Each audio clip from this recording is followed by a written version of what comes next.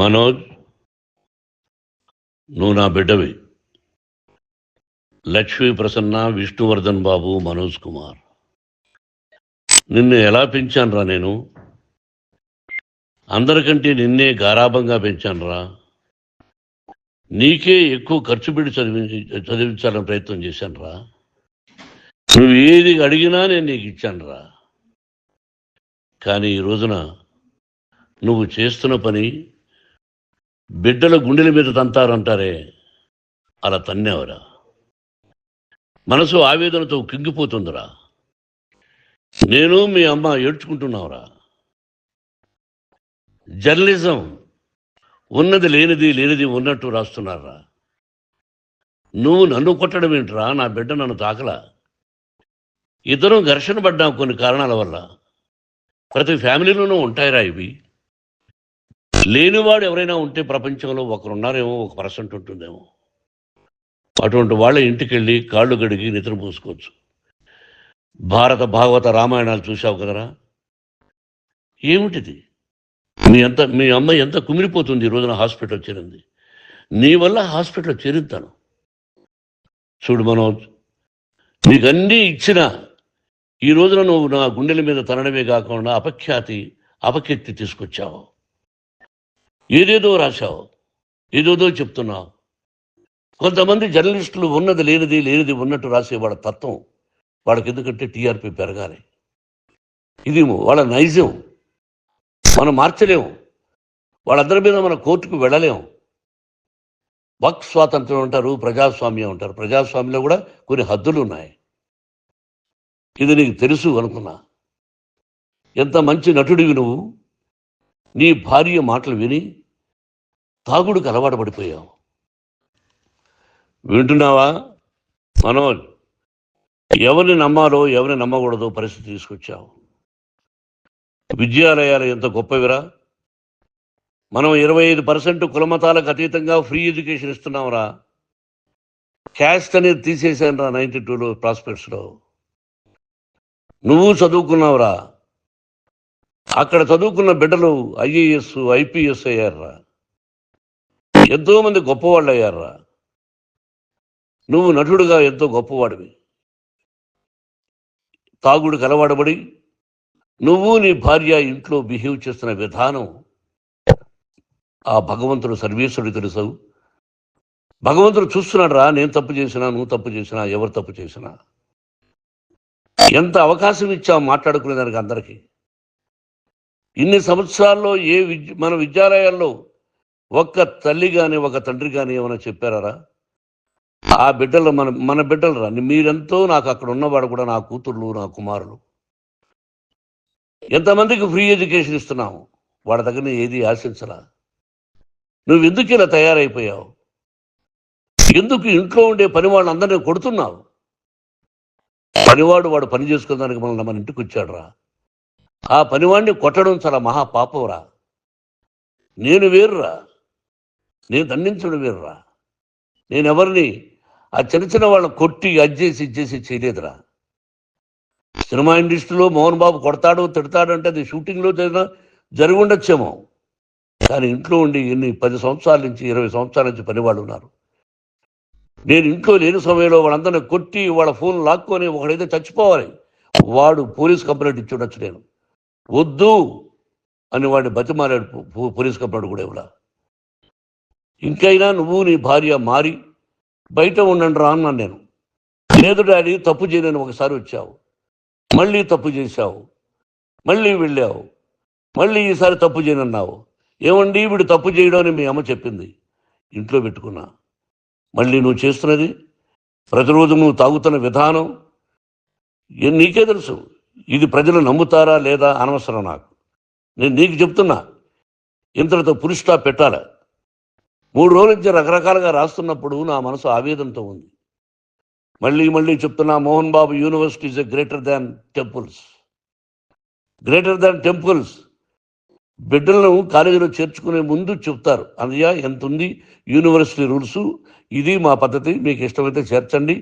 Government బిడ్డల్ని government ఏమిస్తుందో ఇంత percentage వాళ్ళకు కూడా మీ దగ్గర ఎందుకు డబ్బు తీసుకుంటున్నాం అంటే దానికి అర్థం పరమార్థం చెప్పాము.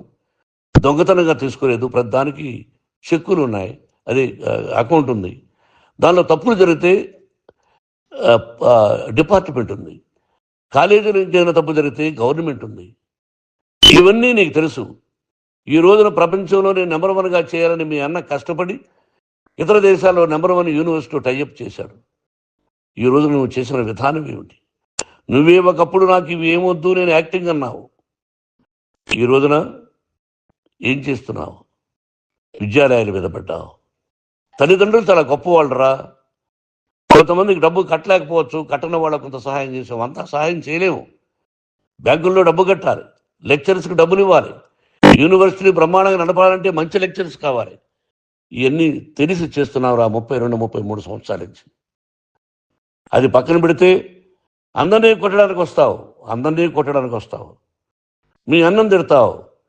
ఒక వ్యక్తి వినయ్ గారని ఆయన వ్యక్తి హెల్ప్ చేయడానికి వస్తే ఆ వినయ్ ఎవరు లజ్జాగుడికి చంపేస్తాను వాడు అన్నావు. ఇవన్నీ ఎంత తప్పురా?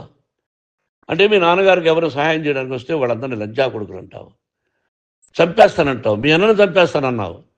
చంపరా చూద్దాం మీ అన్న. నేనే అన్నా. తాకరా నీ ధైర్యం ఉంటే అన్నా. ఎంతమందిని చంపాలనుకుంటున్నావు? ఎంతమందిని చేయాలనుకుంటున్నావు? నువ్వు ఏం సాధించాలనుకుంటున్నావు? ఆలోచించుకో. ఈ ఇంట్లోకి అడుగు పెట్టడానికి నీకు అధికారం లేదు. ఇది నా కష్టార్జితం. మా నాన్నగారు 10 రూపాయలు 10 పైసలు కూడా ఇవ్వలేదురా. మంచి జన్మనిచ్చాడు మా నాన్నగారు. మద్రాసుకు వెళ్ళి వీధుల్లో అడుగు తిన్నాను రా. ఒక పూట కూడా భోజనం లేకుండా అడుగు తిన్నాను రా. న్యాయంగా మోహన్ బాబు తిడతాడు కొడతాడంటారు కానీ మోసగడనం లేదురా. నీట్ పార్లమెంటేరియన్గా బయట వచ్చాను రా. నువ్వు నా పరువు ప్రఖ్యాతులు మంట కలిపావు. ఏమిటి నేను చేసిన అన్యాయం? నీకు జన్మనిచ్చాను, అదా నేను చేసిన పాపం. అందుకే ఇది నా ఇల్లు అన్నావు. నువ్వు నీ ఇల్లు కాదు. నీ కష్టార్జితంతో నువ్వు సంపాదించుకున్న ఇల్లు నీది. ఇది నా డబ్బు, నా కష్టార్జితం. నా కష్టార్జితంలో నేను పిలిస్తేనే మీరు ఇంట్లోకి రావాలి. అటువంటిది పోగొట్టుకున్నావు నువ్వు. ఆస్తులు అంటావా? ముగ్గురికి సమానంగా రాయాలా లేదా అది నా ఇష్టం. ఆస్తులు ఇస్తానా, లేకపోతే గంగపాలు చేస్తానా, లేకపోతే ఎవరికైనా దానధర్మాలు చేస్తానా, అది నాకు సంబంధించిందిరా. నా కష్టార్జితం రా. మీరు చేస్తున్న విధానం గుణగణాలు కావాలరా. మందు తాగచ్చురా. ఎంత తాగాలి? నేను కూడా 1 or 2 పెగ్స్ తీసుకుంటా. ఇది తప్పు కాదు, జనానికి తెలియాలి. నా డబ్బు ఇది. ఏ తాగి ఎవరిని కొట్లా, తాగి నేను తింటున్నా. అది ప్రజలకు అక్కర్లా. నేను తప్పు చేస్తేనే ప్రజలకు కావాలా. ఇవన్నీ ఉన్నాయిరా. ఇవన్నీ తెలుసుకో. జర్నలిస్ట్ సోదరులారా, మీకు నా గతాన్ని తెలుసు, నా భవిష్యత్తు, నేను ఎక్కడి నుంచి వచ్చాను కూడా మీకు తెలుసు. ఈ రోజున మీరు రాస్తున్న విధానం, నా బిడ్డ నన్ను కొట్టాడన్నారు. ఎంత తప్పు!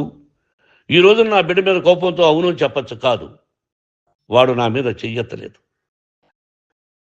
నేను ఘర్షణ పడ్డాం. ఘర్షణ వేరు, కొట్టుకోవడం వేరు. గాయాలతో హాస్పిటల్కి వచ్చి కుంటుకుంటుగా నడిచాడు. మళ్ళీ ఏమని పోలీస్ స్టేషన్కి వెళ్ళి చెప్పాడు. ఎవరో 2 ఉన్నారు, వాళ్ళిద్దరూ నా మీద దాడి చేశారన్నాడు. నా ఇంట్లో పనిచేస్తున్న వ్యక్తుల గురించి పోలీస్ స్టేషన్కి వెళ్ళి చెప్పవలసిన అవసరం అతనికి లేదు, హక్కు లేదు. పోలీస్ డిపార్ట్మెంట్ కూడా తెలుసుకోవాల్సిన విషయం. నా ఇంట్లో ఉండే వర్కర్స్ మీద నేను కంప్లైంట్ ఇవ్వాలి. నువ్వు పర్మిషన్ లేకుండా నా ఇంట్లోకి నువ్వు చొరబడి ఇల్లు నాదంటూ ఇంట్లో పనిచేస్తున్న వర్కర్స్ మీద కంప్లైంట్ ఇచ్చావు. అది ఎంతవరకు పోలీసు న్యాయమో రూల్సో చూద్దాం. పోలీస్ డిపార్ట్మెంట్ ఇంటికి వచ్చింది. వాళ్ళకి రాశాను ఉత్తరం, అయ్యా నేను సీనియర్ సిటిజన్ని, నాకు రక్షణ లేకుండా ఉంది, నా బిడ్డ వల్ల నా ఇంట్లో నుంచి నా బిడ్డను పంపించేసింది, ఇది నా ఇల్లని. వాళ్ళు నాకు సమాధానం ఇవ్వలేదు. ఇవ్వకపోగా ఎవరిని పట్టించుకోలేదు. ఇప్పుడు పోలీసు వాళ్ళు వచ్చి ఏమన్నా రూల్స్ ప్రకారం నా బిడ్డ ఇంట్లోకి రాకూడదంటే మాకు హయ్యర్ డిపార్ట్మెంట్, హయ్యర్ అథారిటీ వాళ్ళు ఫోన్ చేశారు, మీరు ఎవరిని స్టాప్ చేయొద్దండి, బయట నుంచి ఎవరైనా వస్తే వాళ్ళని స్టాప్ చేయండి అన్నారు. 2 రోజుల నుంచి 10 మంది 20 మంది వస్తున్నారు. వాళ్ళు అలా చూస్తూ నిలబడ్డారు. వాళ్ళు ఫోటోలు తీసుకున్నారు, వాళ్ళ మీద మళ్ళీ వదిలేస్తున్నారు. ఎవరిని నిందించాలి? But I give respect to the police department.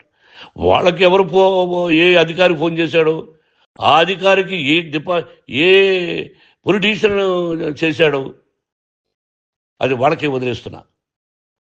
కాబట్టి వాళ్ళు పోలీస్ కంప్లైంట్ ఇచ్చినా కూడా మేము సంబంధం లేదని అంటున్నారు కాబట్టి నేను నా బిడ్డను నిన్ను నాపు చేస్తున్నా. నువ్వు ఇంట్లోకి వచ్చే అధికారం నీకు లేదు. నువ్వు వచ్చి నీ బిడ్డను తీసుకెళ్ళు. సంతోషం. నువ్వు రాలేదు, నీ బిడ్డను జాగ్రత్తగానే చూసుకుంటావు.